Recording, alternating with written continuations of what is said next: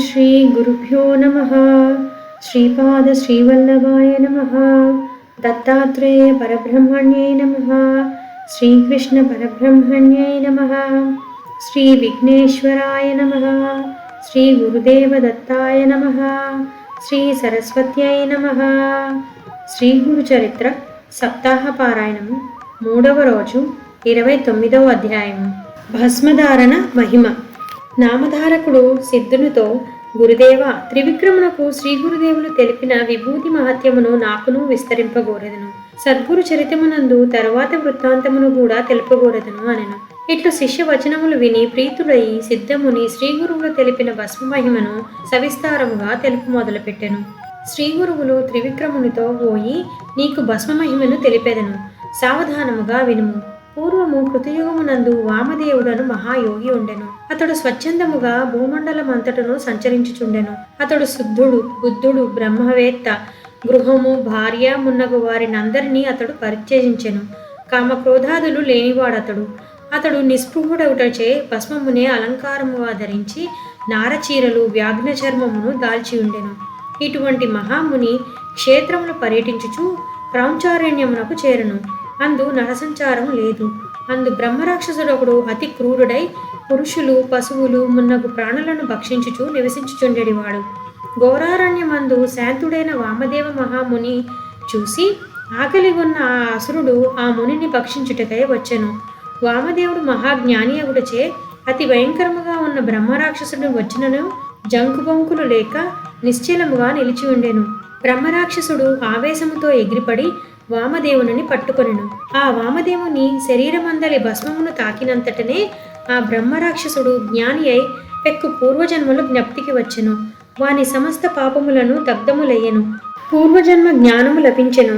వాయసము మానస సరోవరము చేరినంతనే హంసాగును కదా, అట్లే పాపియు ముని స్పర్శ మాత్రమున పవిత్రుడయ్యెను. సత్పురుషుల దర్శనము వెంటనే పవిత్రుని చేయును. ఆ బ్రహ్మరాక్షసుడు భయంకరుడు. వాని ఆకలి వర్ణింపసఖ్యము కాదు. గుర్రములను, ఏనుగులను, మానవులను భక్షించినను వాని ఆకలి చల్లారదు. పాపి అయిన రాక్షసుడు కూడా ముని శరీర స్పర్శ మాత్రమున అరక్షణములో శాంతించెను. వాని ఆకలి తప్పులు, క్రోధము క్షణార్ధముననే శాంతించెను. జ్ఞాని అయి ఆ రాక్షసుడు ముని పాదములపై బడి, గురుశ్రేష్ఠ, రక్షింపుము, నీవు సాక్షాత్తు ఈశ్వరుడవే, ఉద్ధరింపుము, నీవే ఈశ్వరుడవు, నన్ను ఉద్ధరింపుము, ఓ జగద్గురు, కృపాలుడవు నీవు, నా దుష్టచిత్తము ఇప్పుడు పవిత్రముగా చేయబడినది అని మునీశ్వరుని భక్తితో ఆ బ్రహ్మరాక్షసుడు స్తుతించెను. ముని రాక్షసుని ఇట్లడిగెను, పోయి నీవెవడవు? మనుష్యరహితమైన ఈ ఘోరారణ్యమందు నీవేళ నివసించుచున్నావు అనిన ముని ప్రశ్న విని ఆ బ్రహ్మరాక్షసుడు మునికి నమస్కరించి, ఓ మునీశ్వర, నీ కృపచే నాకు ఆది నుండి జ్ఞానము లభించినది. ప్రాచీనములైన నా జన్మలన్నీయు జ్ఞప్తికి వచ్చినవి. మొదటి 25 జన్మలు ఉత్తమములైనవి. 25వ జన్మయందు నేను యవనదేశీయుడైన రాజుగా ఉంటిని. దురాచారరతుడై అప్పుడు నేనే దుర్జయుడని పేరు ఉంటిని. పెక్కుమంది మానవులను హింసించి తిని, ప్రజలను పీడించి ఉంటిని. మదోన్మత్తుడనై పెక్కుమంది స్త్రీలను స్వీకరించి ఉంటిని. భార్యనులుగా స్వీకరించి వారినే కాక కొంతమందిని బలాత్కారముగా తెచ్చి ఉంటిని. ఒక వనిత ఒక్కొక్క దినమున అనుభవించి మరలా ఆమెను కన్నెత్తి అయినా చూడలేదు. ఇట్లు నా అంతఃపురమున ఎందరో స్త్రీలు బంధింపబడి ఉండిరి. అట్లు చేయుటచే వారందరూ నన్ను క్రోధముతో నిందించుచునే ఉండిరి. సమస్త రాజులను జయించి వారి భార్యలను బలాత్కారముగా తీసుకుని వచ్చి నా అంతఃపురమునందుంచి ఒక్క దినము మాత్రము వారితో గడిపి మరలా బంధించుచుంటిని. రూపవతులైన స్త్రీలు కనబడినచో బలవంతముగా వారిని తెచ్చుచుంటిని. నా దేశమందున్న విప్రులందరూ ఇతర దేశములకు పోయిరి. వారి స్త్రీలను బలాత్కారముగా తెచ్చి ఉన్మత్తుడనై బలవంతముగా వారితో ఒక్క దినము గడుపుచుంటిని. పతివ్రతలను, సువాసులను, కడకు విధవులను కూడా నా అంతఃపురమునకు బలాత్కారముగా తెచ్చి ఉన్మాదముతో అనుభవించి ఉంటిని. రజస్వలను కూడా విడిచిపెట్టలేదు. అవివాహితులైన కన్యలు కూడా బలాత్కరించి ఉంటిని. 300 బ్రాహ్మణ స్త్రీలు, 400 క్షత్రియ వనితలు, 600 వైశ్య వనితలు, 1000 మంది శూద్ర స్త్రీలు, మైందజాతి స్త్రీలు, 500 మంది, చండాల జాతి వారు 100 మంది, పులింద స్త్రీలు 1000 మంది, రజకారమరులు 400, లెక్కలేనంత మంది వారవనితలు నా మదోన్మత్తకు బలైనారు. అయినను నా దుష్టబుద్ధికి తృప్తి కలగలేదు. మద్యపానము చేయుచు విషయాసక్తుడనై నేను సర్వదా సంచరించుచుంటిని. ఇట్లుండగా క్షయరోగము సంతాప్తమయ్యాను. రోగగ్రస్తుడైన నా రాజ్యమును శత్రురాజులు ఆక్రమించిరి. అట్లుండగా నా మరణము సంభవించెను. యమదూతలు వచ్చిరి, వారు ఘోర నరకమున పడవేసిరి. దివ్యవర్ష సహస్రములు 10 మార్లు నేను నా పితరులతో కూడా నరక యాతనలను అనుభవించి ఉంటిని. ఆ తరువాత నాకు వికృత రూపమైన ప్రేతజన్మ సిద్ధించెను. సహస్ర శిష్ణయుక్తమైన శరీరముతో 100 దివ్య వర్షములు క్షుతార్థుడనై ఆ ప్రేతజన్మ మందుంటిని. మరలా యమలోకమునకు వచ్చి దుర్గతి పాలైతిని. తరువాత 2వ జన్మ జీవహింస చేయు వ్యాఘ్ర జన్మ వచ్చెను. 3వ జన్మలో కొండ చిలువను, 4వ జన్మలో తోడేలును అయితిని. 5వ జన్మలో పందిగా జన్మించి ఒక పల్లెలో నుంటిని. 6వ జన్మ శటరము అనగా తొండ అయితిని. శటరుడనైన నేను 7వ జన్మలో కుక్కనైతిని. 8వ జన్మగా జంబుకమును, 9వ జన్మగా హరిణమును, 10వ జన్మలో చెవుల పిల్లి అయితిని. 11వ జన్మలో వానరుడను, 12వ జన్మలో చివరి పిట్టను, 13వ జన్మయందు కప్పను, 14వ జన్మలో వాయసమును, 15వ జన్మలో భల్లూకమును, 16వ జన్మలో అరణ్య కుక్కుటమును, 17వ జన్మలో గ్రుడ్డి గాడిదను, 18వ జన్మలో మార్జాలమును, 19వ జన్మయందు మరలా కప్పను, 20వ జన్మలో కాకిని, 21 జన్మలో మత్స్యమును, 22 జన్మలో ధాన్యమును తస్కరించు మూషికమును, 23వ జన్మలో పకటి గ్రుడ్డి అయిన గుడ్లగూబను, 24వ జన్మయందు ఏనుగుగా తాను జన్మించి 27వ జన్మయందు బ్రహ్మరాక్షసుడనైతిని. ఈ జన్మయందు రాత్రింపవళ్ళు క్షుధాక్రాంతుడనై నిరాహారినై అరణ్యమందు నివసించుచు దుఃఖమును అనుభవించుచున్నాను. స్వామి, మిమ్ము చూచినంతనే దుర్బుద్ధినై మిమ్ము తినగోరి వచ్చి ఉంటిని. మిమ్ము చంపవలేనని పాపిరూపినై పరిగెత్తు వచ్చి మీ శరీర స్పర్శ మాత్రమున నాకు జాతి స్మరణ కలిగెను. స్వామి, 1000 జన్మలలో నేను చేసిన దుష్కృతములు నాకిప్పుడు ప్రత్యక్షమగుచున్నవి. ఇకపైన నాకు జన్మలు వలదు. మీ అనుగ్రహమున తరించెదను. నన్ను ఉద్ధరింపుము. మునీశ్వర, నీవు దైవవశమున నాకు లభించితివి. మీ పద స్పర్శ వలన జ్ఞానము కలిగినది. నీ శరీర మహిమను దయతో తెలుపుము. మీ శరీర స్పర్శ ఎట్టిదో కదా, మీరే జగదీశ్వరులయ్యుందురు. స్వామి, నన్ను ఉద్ధరింపు వచ్చినట్లు తోచుచున్నది అని రాక్షసుడు పలుకగా వామదేవ మహాముని సంతుష్టుడై, ఓ రాక్షస, నా శరీరమందున్న భస్మమునకు అత్యుత్తమమైన మహిమ కలదు. నా శరీరమంతయు భస్మలిప్తమే. అందు కొంచెము నీ దేహమున కంటినది. అందుచే నీకు బహుజన్మల జ్ఞానము లభించినది. భస్మ మహిమ అపారము. కర్పూరగౌరుడైన శివుని శరీరమునకంతయు భస్మమే భూషణము. ఆ భస్మ మహిమను తెలుపుట నరులకు వశము కాదు. శివుడే భస్మమును అంగీకరించెను కదా, ఆ శంకరుడే భస్మ మహిమ తెలిసినవాడు. నీవడుగుచున్నావు కనుక ఒక దృష్టాంతమును తెలిపేదను. భస్మమునకు గల అపార మహిమను నా కన్నులతో నేను చూసియున్నాను. ఒక ద్రావిడ బ్రాహ్మణుడు సదాచార వర్జితుడై ఉండెను. అతడు ఒక శూద్రవనితి యందు అనురక్తుడై కర్మభ్రష్టుడయ్యెను. ఆ భ్రష్టుని బ్రాహ్మణులందరూ బహిష్కరించిరి. వానిని మాతాపితరులు, దాయాదులు, బంధువర్గము కూడా పరిత్యజించిరి. ఆచారవర్జితుడైనను బ్రాహ్మణ పుత్రుడుగా ప్రసిద్ధుడయ్యను. తాను వరించిన శూద్ర స్త్రీతోనే వాడు కాలము గడుపుచుండెను. అట్లు పాపి అయి చౌర్యముతో పొట్టనింపుకొనుచు ఇతరుల భార్యలను కూడా చేరదీసి వాడు వ్యభిచారి అయి ఉండెను. ఇట్లుండగా ఒకనాడు వ్యభిచారమునకై ప్రయత్నించుచున్న ఆ చౌర్య నిపుణుడైన విప్రభృవుని ఒక శూద్రుడు ఒక రాత్రి చావబాదెను. చావనున్న ఆ ద్విజుని ఆ శూద్రుడు తనను గృహము నుండి వెలుపలకు కొనిపోయి గ్రామము వెలుపల విడిచిపెట్టెను. మృతప్రాయుడైన వానిని ఒక కుక్క చూసి భస్మరాశి నుండి పైకి వచ్చి ఆ బ్రాహ్మణ భృగుని త్రింటుకై ఆకలితో వాని శరీరముపై పడెను. కుక్క పొట్టపైనున్న భస్మము మరణింపనున్న ఆ పతితుని లలాటమున వక్షస్థలము మీద 2 బాహువులందును దైవవశమున పడెను. ఆ దుష్టిని ప్రాణప్రయాణ సమయమొకటచే యమకింకరులు వచ్చిరి. వారు వానిని యమలోకమునకు తీసుకొని పోవ ప్రయత్నించుచుండిరి. కైలాసము నుండి శివదూతలు ఆ భస్మభూషితిని చూసి, ఇతడు కైలాసవాసమునకు యోగ్యుడు, వీరిని ఎక్కడకు కొనిపోవచున్నారు? కుపితులయ్యి ఆ యమకింకరులను కొట్టవచ్చిరి. యమభటులు భయపడుచు ఆ ద్విజుని విడిచిపెట్టి యమపురమునకు పోయిరి. యమదూతలు యముని వద్ద మొరపెట్టుచు, స్వామి, మాకు భూలోకమునందు ప్రవేశమే ఉండుటలేదు. మమ్ము చూసి శివదూతలు పరిగెత్తుచు మమ్ము కొట్టవచ్చిరి. బలాత్కారముగా ఆ పాపిని మా నుండి లాగుకొనిరి. మేము యమకింకరులము అని చెప్పినను లాభము లేకపోయినది అని ప్రార్థింపగా వారి మాటలు విని యముడు క్రుద్ధుడై బయలుదేరి వెంటనే హరదూతల కడకు వచ్చెను. మా కింకరులను ఏల కొట్టితిరి. ఇతడు ప్రబలములైన మహాపాపములను చేసి ఉండెను. ఈ మహాపాపి శివార్హుడెట్లగును? విమానమున కూర్చుండపెట్టి కైలాసమునకు కొనిపోవుట మీ మౌఢ్యమే అని దండధరుడు శివసేవకులతో పలికెను. యముని మాటలు విని శివదూతలు యమునితో ఇట్లు చెప్పిరి, అయ్యా, వీని లలాటమునందు భస్మపు గుర్తు స్పష్టముగా నున్నది. వక్షస్థలమున మణిబంధమున బాహువులయందును లగ్నమైన భస్మమును చూచుచునే మీ దూతలు ఈ ప్రేతమును కొనిపోవుటకు ఏల ప్రయత్నించిరి. భస్మాంకిత శరీరుడైన నరునకు కైలాసము శాశ్వతము. లలాటమున భస్మ చిహ్నములు గల వాని చూచుచున్నను మీ దూతలు ఈ ప్రేతమును కొనిపోవు వచ్చిరి. దయచూపి మీ దూతలను విడిచిపెట్టితిమి. మీ దూతలకు సద్బుద్ధిని ఉపదేశింపుడు. భస్మలిప్తులైన నరులు పాపులైనను దండింపదగిన వారు కారు. అట్టి మానవులు స్వర్గార్హులు అని శివకింకరులు యమునకు వివరించిరి. శివదూతల ధర్మయుక్తములైన వచనములు విని యముడు తన దూతలను పిలిచి వారందరినీ ఒక చోట చేర్చి, దూతలారా నా మాట వినుడు. భూలోకమున భస్మలిప్తాంగులైన మానవులకు దూరముగా నుండు. వారు శైవులు. అనేక పాపములతో దూషితులైనను వారు మనకు విడువదగిన వారు. కంఠమునందు రుద్రాక్షమాలయు ఫాలమున భస్మ త్రిపుండ్రములు గల వారిని దూరము నుండియే విడువవలెను. ఇది శివాజ్ఞ. ఈ ఆజ్ఞ ఆదరింపవలెను అని యముడు పలికెను. ఓయి, ఇది విభూతి మహిమ. దేవతలకు కూడా దుర్లభమైన ఈ భస్మమును నేను భక్తితో ధరింతును అని వామదేవ మహాముని బ్రహ్మరాక్షసునకు బోధించెను.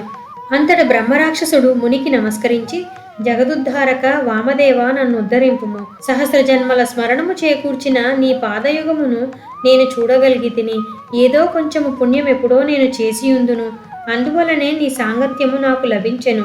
పూర్వమొకప్పుడు రాజ్యములో చేసిన నా పుణ్యము జ్ఞప్తికి వచ్చుచున్నది. బావులు తవ్వించి వనమందు బ్రాహ్మణులకు వృతులు కల్పించి ఉంటిని. ఈ పుణ్యమును నేను నా 25వ జన్మయందు చేసి ఉంటిని. ఆ తరువాత అగణితమైన పాపములను అనరించి ఉంటిని. ఆ జన్మలో మరణించిన నన్ను కొనిపోయి చిత్రగుప్తుడిని ఎదుట పెట్టిరి. చిత్రగుప్తుని యమధర్మరాజు ప్రశ్నింపగా అతడి పుణ్యము సంగతి యమునకు తెలిపెను. అంతటి యముడు, పోయి నీకు ఈ పుణ్యము కలదు. రాబోవు 25వ జన్మయంది ఈ పుణ్యము నీకు ఫలింపగలదు అనెను. ఆ పుణ్యం ఇదియే. దానివలనే నీ పాద దర్శనము లభించెను. వామదేవా, నన్ను ఉద్ధరింపుము. భస్మధారణ విధి ఎట్లుండునో తెలుపుము అని బ్రహ్మరాక్షసుడు ప్రార్థించెను. వామదేవుడు, బ్రహ్మరాక్షస, విభూతి ధారణ విధిని విస్తారముగా నీకు బోధించెదను.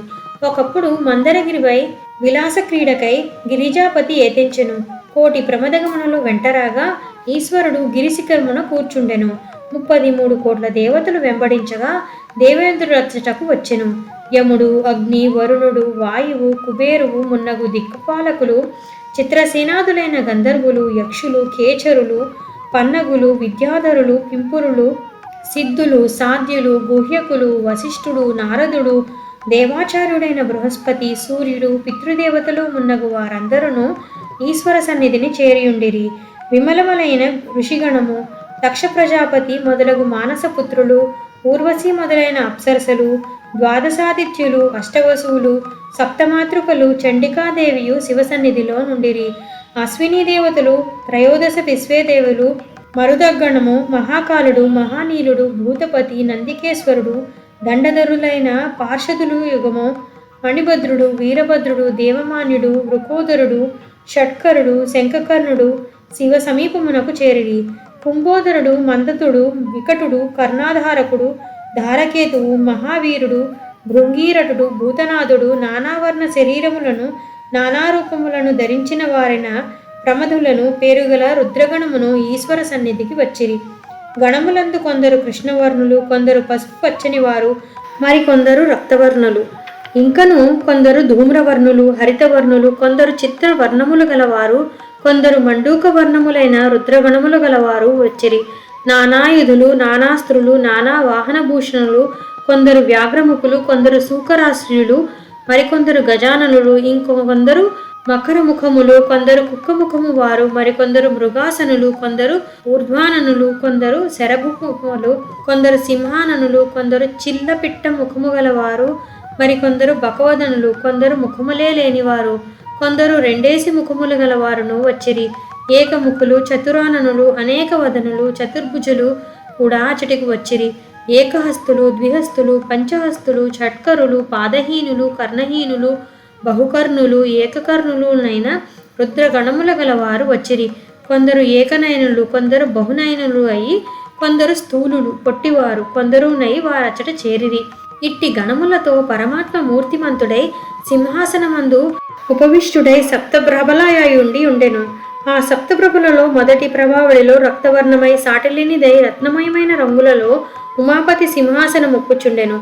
రెండవ ప్రభావళిలో స్వర్ణ నిర్మితమై పసుపచ్చని రంగులలో రత్నమయమైన శివుని సింహాసనము అలరారుచుండెను. మూడవ ప్రభావళిలో నీలవర్ణమై ఉజ్వలమై రత్నమయమైన సింహాసనం నందు ఉమాపతి శోభిల్లుచుండెను. నాలుగవ ప్రభావళిలో శుభ్రవర్ణమై పద్మమండలాకారమై రత్నమయమైన దూర్జటి సింహాసనం అలరారుచుండెను. ఐదవ ప్రభావళిలో వైడూర్యవర్ణమైన ముత్యములతో కూడి రత్నమయమైన మహేశ్వర సింహాసనము సబుగులుచుండెను. ఆరవ ఏడవ ప్రభావళిలో విశ్వకర్మ నిర్మించిన రత్నమయమైన సింహాసనమునందు చంద్రశేఖరుడు ప్రకాశించుచుండెను. ఇట్టి సప్త ప్రభావళియుక్తమైన సింహపీఠమునందు త్రిపురారి దేదీప్యమానుడై సూర్యకోటి భాసమానుడై ఉండెను. మహాప్రళయ సమయమున సప్త సముద్రములను ఏకీభూతములై గర్జించున్నట్టి గర్జనతో పాలనేత్రమందు జ్వాలామాలయమైన వహ్నితో జటాధారుడై కపాలి అయి షోడశ చంద్ర కళాభూషణుడైన సదాశివుడు కొలువు తీర్చి ఉండెను. పరమేశ్వరుని దక్షిణ కర్ణమందు వాసికియు తక్షకుడును వామకర్ణమందు కుండలములు ఉభయ లోచనములందు రత్నప్రభలను మిక్కిలిగా వెలుగొందుచుండెను. నీలకంఠుడు నాగాభరణుడు సర్పకంకణుడు అన్ని వ్రేళ్లయందు సర్పము ముద్రలు గల ఉంగరములతో పరమశివుడు బాసిల్లుచుండెను. ఆ మహాకాలునకు సర్పమయమైన ఒడ్డాణము కలదు. వ్యాఘ్రచర్మము ఆ మహాదేవుడు ధరించి ఉండెను. కర్పూర గౌరుని కాంతి దర్పణము వలె ప్రకాశించుచుండెను. శివుని పాదములు రెండింట కర్కోటక మహాపద్మములను పేరుగల సర్పములు ఊపురములై ఒప్పుచుండెను. పూర్ణచంద్రునితో సమానమైన కాంతితో పశుపతి వదనము రాజిల్లుచుండెను. ఆ భక్తవత్సలుడే సాక్షాత్తుగా ఆ మందరగిరి శిఖరమందు ఉపవిష్టుడై ఉండెను. మూర్ధమందు సద్రత్న ఖచ్చితమైన మకుటముతో కర్ణములందు కుండలములతో వక్షస్థలమున నాగేంద్రహారముతో ఆ మహేశ్వరుడు ప్రకాశించుచుండెను. సర్పములు చుట్టియున్నట్లు కానవచ్చు ఆ నీలకంఠుడు మనోహరుడు. సర్పమయములైన ఆభరణములు ఈశ్వరునకు ఒప్పియుండెను. కమలములతో అర్చితుడై చందనముతో అనులిప్తుడై ఈశ్వరుడు కర్పూర రంజితుని వలె కానవచ్చుచుండెను. దశభుజములందు ఆయుధములను ధరించి ఆ సభా మధ్యమున ఈశ్వరుడు కూర్చుండెను. ఒక భుజమందు త్రిశూలము, ద్వితీయమున డమరుము, తృతీయ తీక్షణ ఖడ్గము, చతుర్థమున పానపాత్ర, విల్లు నమ్ములు, రెండు చేతులందు కట్వాంగము పరశువును, మరొక రెండు చేతులందు నవమహస్తమున అంకుశమును, దశమ భుజమునందు మృగమును ఆ పినాకపాణి విరాజిల్లుచుండెను. సర్వేశ్వరుని పంచముఖములు సాలంకృతములు పాలనురగవలే ఆ మన్మధాంతకుడు అలరారెను. భస్మము నలదిన పరమశివుని పశ్చిమ దిశాముఖము శుభ్రవర్ణమై సువాసముతో చంద్రమౌళికమై విరాజిల్లుచుండెను. ఉత్తరముఖము శివునకు ద్వితీయానమై తామ్రవర్ణము కలిగి ఉండెను. దానిమ్మ పువ్వు వంటి రంగుతో ఈ వదనము పద్మము వలె నుండి ప్రాతకాలమంది సూర్యమండలమును బోలియుండెను. మూడవ ముఖము తూర్పు దిక్కుగా నుండి గంగతో అర్ధచంద్రునితో అలంకృతమై జటాజూటధారి అయి సర్వభూషితమై విరాజిల్లియుండెను. దక్షిణ దిశయందు చతుర్ముఖము దంష్ట్రలతో భయంకరమై నీలవర్ణమై సువిశాలమై జ్వాలనలను వెదజలుచు అగ్నిహోత్రము వలె తీవ్రమూర్తి అయి భక్తులకు మాత్రము అభయంకరమై ప్రజ్వలించుచుండెను. శంకరుని పంచమ వదనము వ్యక్తావ్యక్త స్వరూపముల కలదై సాకారమును నిరాకారమునై సగుణమును నిర్గుణమునై అలక్ష్యమైనను లక్ష్యమై ప్రకాశించుచుండెను. ఇట్లు పంచభక్తుడైన సర్వేశ్వరుని పాదములు రెండును ఎర్ర మందారము వలె ఉండెను. శ్రేష్టములైన నఖములు అర్ధచంద్రుని వలె మెరిచుండెను. ఆ పరమేశ్వరుడు సర్పాలంకృతుడై ఉండెను. ఆ శివుని దేహమున వ్యాఘ్రచర్మము వస్త్రముగా అలరారుచుండెను. నాగబద్ధుడైన ఆ మహాదేవుడు సింహాసనాధిష్ఠితుడై ఉండెను. దూర్జటి నాభిగంభీరమై త్రివులతో అవర్తము నుండి తిరిగినట్లుండెను. కవాటము నుండి వక్షస్థలమునకు కేశములుండెను. ఇట్లు సింహాసనాధారుడైన ఆ భక్తవత్సలుడు పార్వతీ పార్శ్వమున అలరారగా కొలువుదీరి ఉండెను. సర్వేశ్వరి అయిన పార్వతి సౌందర్యము వాచాంబర గోచరము. ఆమె నానాలంకారములతో తేజస్సుతో ప్రకాశించుచుండెను. బంగారు సంపెంగ వంటి ఆకారముతో గౌరవర్ణ విరాజితి అయి కంఠమున ముత్యాల హారములతో రత్న కిరీటముతో సర్పభూషణములతో విరాజిల్లుచుండెను. ఆమె కిరీటము మీద పుష్పములున్నవి. ఆ పువ్వుల మీద తుమ్మెదలు గాయకుల వలె ఒప్పి ఉన్నవి. రత్న కిరీటమునందు ముత్యాల జాలులు వెలుగుచున్న చుక్కల వలె ఉన్నవి. ఆ పార్వతీ ముఖము పున్నమి చంద్రుల వలె మందహాసముతో నుండెను. జగన్మాత విశ్వవంద్యయునగు పరమేశ్వరి నాసికపై ముఖ్యర ప్రకాశవంతమై నూతన రత్నము వలె ఉన్నది. ఆమె పెదవి పగడపు తీగ వలె ఉజ్వలమైనది. ఆ హైమావతి దంతకాంతి రత్నావళి మనోహరము. ఆ మహామాయమైన జగన్మాత కర్ణములందు రత్నమణికర్ణికలు కలవు. నూర్ల కొలది రత్నమయాలంకారముతో ఆ శర్వాణి విలాజిల్లెను. పర్వతముల వంటి స్తన తటము నుండి వచ్చిన రవిక శోభిల్లుచుండెను. ఆమె కంఠమున రత్నహారములు కలవు. దైవయోగమున స్తనముల నుండి స్రవించు క్షీరమును సర్పములు త్రావుచుండెను. ఇట్లు భక్తవత్సలి అయిన పార్వతి దానిమ్మ పువ్వు రంగు గల వస్త్రమును ధరించెను. గిరిజామాత శరీరమంతయు కుంకుమ చర్చితమై ఉండెను. ఆ భవాని బహుదండములు సరళములు మణిబంధములను కంకణములు రత్నములతో కూర్పబడెను. ఆ సర్వమంగళ పాదపద్మములందు రత్న నూపురములయ్యి మ్రోయిచుండెను. ధ్యానించుచున్న సప్తఋషులను కృపాదృష్టితో అనుగ్రహించుచు పార్వతి అచట అలరారుచుండెను.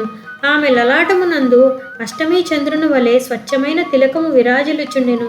ముత్యాలతో ఆ లలాటాలంకృతమై ఉండెను.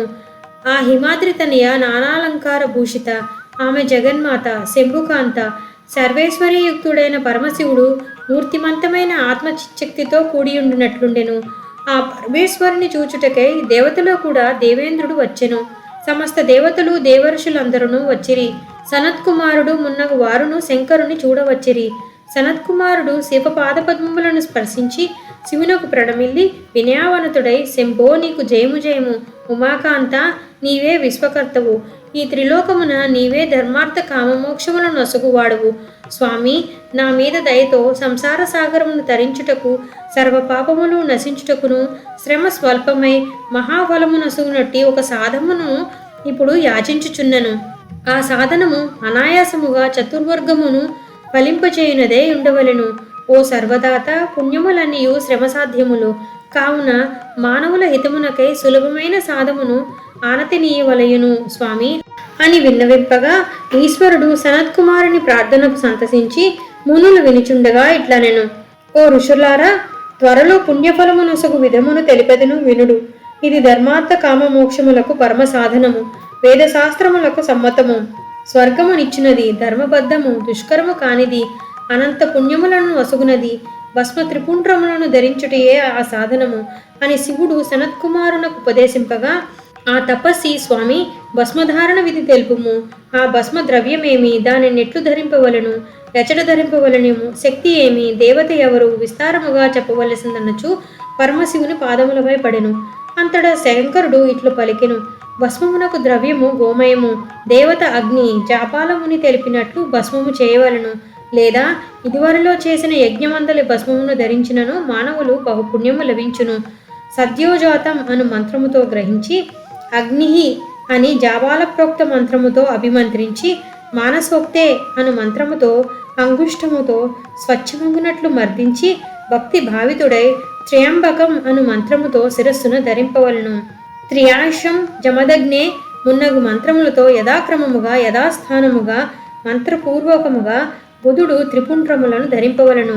ప్రతి స్థానమందును కనుల బొమ్మల పొడవుతో సమానమగు రేఖాత్రయమును రమ్యముగా చేయవలను. అంతట ఎక్కువ గీయట ప్రశస్తము కాదు. లలాటమందు మొదట నడిమి వ్రేలు అనామిక అంగుష్టములతో రేఖలు గీయవలను. మొదటి వ్రేలతో 2 రేఖలు, తర్వాత అంగుష్టముతో నడిమ రేఖను ధరింపవలను. ఇట్లు దేవతా ధ్యానపూర్వకముగా త్రిపుండ్రములు గీసి భస్మమును దాల్పవలను.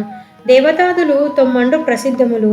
మొదటి రేఖకు ఆకారము ఆదివర్ణము, గార్హపత్న్యాగి భూమిత్వత్వము, రజోగుణము, ఋగ్వేదము, క్రియాశక్తి, ప్రాతస్సవనమును, దేవత బ్రహ్మదేవుడు. ఆద్యరేఖకు ప్రసిద్ధములు.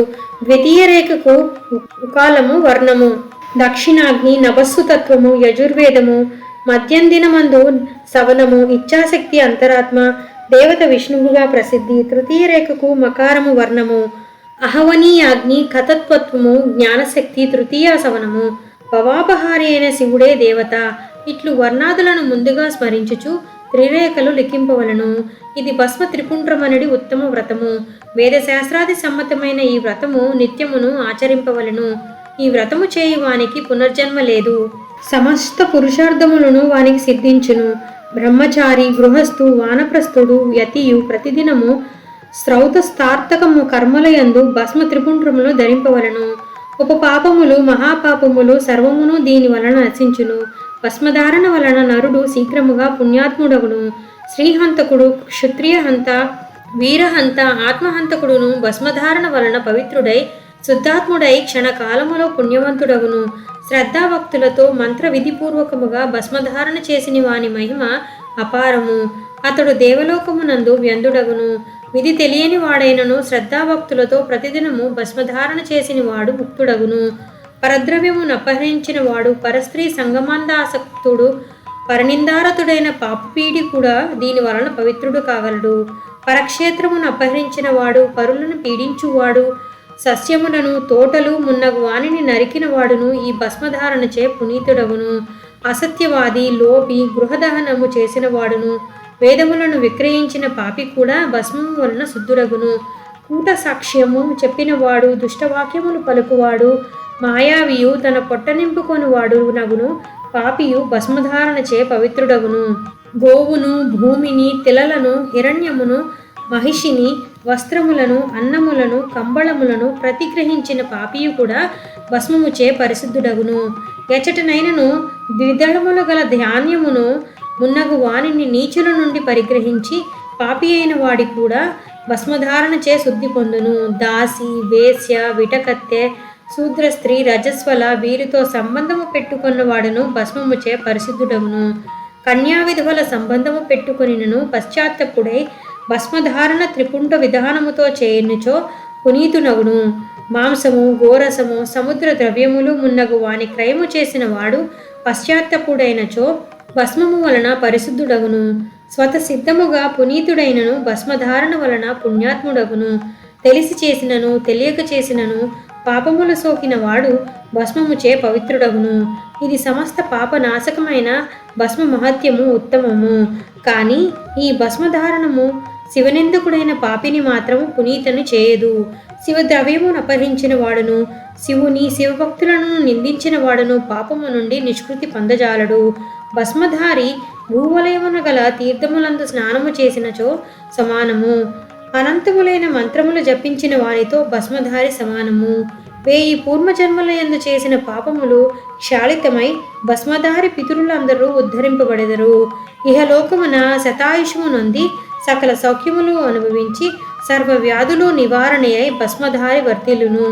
దివ్యైశ్వర్యము నొంది దివ్య శరీరమును, జ్ఞానమును లభించి భస్మధారికి దేహాంతమున సద్గతి గలదు.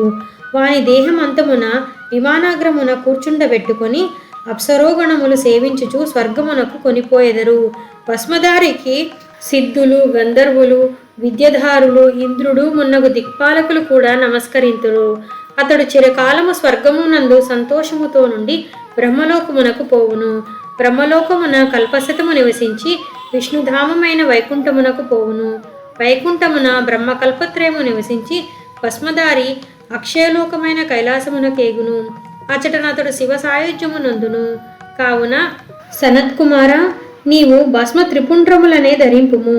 ఇది ఆగమములు, ఉపనిషత్తులు, శాస్త్రములు మున్నగు వాని సారము. చతుర్విధ పురుషార్థములకు సాధనము భస్మధారణమే. ఇది త్రిపుండ్ర మహత్యము. కుమార, ఋషులారా, మీరందరూ భస్మధారణ చేయుడని ఆనతి ఇచ్చి ఈశ్వరుడు కైలాసమునకేగెను. సనత్కుమారుడును సంతసించి బ్రహ్మలోకమునకు పోయెను. ఈ వృత్తాంతము మహాముని అయిన వామదేవుడు బ్రహ్మరాక్షసునకు బోధింపగా వాడు సంతుష్టుడై ముని పాదములు తాకి నమస్కరించెను. అంతటా, ఓ రాక్షస, భస్మ మహిమ ఇట్టిది. కావుననే నా శరీరమందలి భస్మము తాకినంతనే నీకు జ్ఞానము లభించెను అని తెలిపి వామదేవుడు సంతోషముతో అభిమంత్రించి రాక్షసునకు భస్మము ప్రసాదించెను. ఆ వెంటనే బ్రహ్మరాక్షసుడు శిరస్సున త్రిపుండ్రములు ధరించెను. తక్షణమే వాడు తేజోమూర్తి అయి దివ్యదేహుడు కాగలిగి బ్రహ్మానందమయుడయ్యెను. తరువాత అతడు యోగివర్యునకు ప్రదక్షిణము చేసి నమస్కరించెను. అంతలో సూర్య సదృశ్యమైన విమానము స్వర్గము నుండి దిగెను. వామదేవ మహాముని వానికి పరలోకమును ప్రసాదించెను. వామదేవుడు మహాముని మాత్రమే కాదు, ప్రత్యక్షంగా మహాదేవుడు, శివుడు, భవుడు నగు కర్పూర గౌరుడే మానవుని వలె కానవచ్చుచు జగత్తును ఉద్ధరించుటకై పర్యటించుచుండును. భస్మమహిమ శ్రేష్టమైనది. గురుహస్తము నుండి దానిని స్వీకరించుటచే బ్రహ్మరాక్షసుడు తక్షణమే సంసారపారమును తరింపగలిగెను. మంత్రములు సద్గురువు లేనిదే సాధ్యములు కావు. గురువు కంటే పరతత్వము లేనిది వేదశాస్త్రముల సారాంశము. సుతుడి భస్మమాహిత్యమును మహర్షులకు తెలిపెను. గురువే ముఖ్య కారణము. శ్రీగురువు త్రివిక్రమునకు బోధించెను. త్రివిక్రముడు హర్షముతో శ్రీగురు చరణముల కడ తన శిరస్సును ఉంచెను. శ్రీగురువు అనుమతి ఇయ్యగా త్రివిక్రముడు శ్రీగురువునకు నమస్కరించి స్వస్థానమునకు చేరెను. ఇట్లు శ్రీగురుని ఉపదేశమున అందరును జ్ఞానమును పొందగలిగిరి. ఇట్లు సిద్ధయోగి నామధారునకు భస్మ మహత్యమును ఉపదేశించెను. ఇది శ్రీ గురుచరిత్ర పరమ కథాకల్పతరౌ శ్రీ నృసింహ సరస్వతోపాఖ్యానే కర్మకాండే సిద్ధనామధారక సంవాదే భస్మధారణ మహిమా నామ 29 సమాప్తః.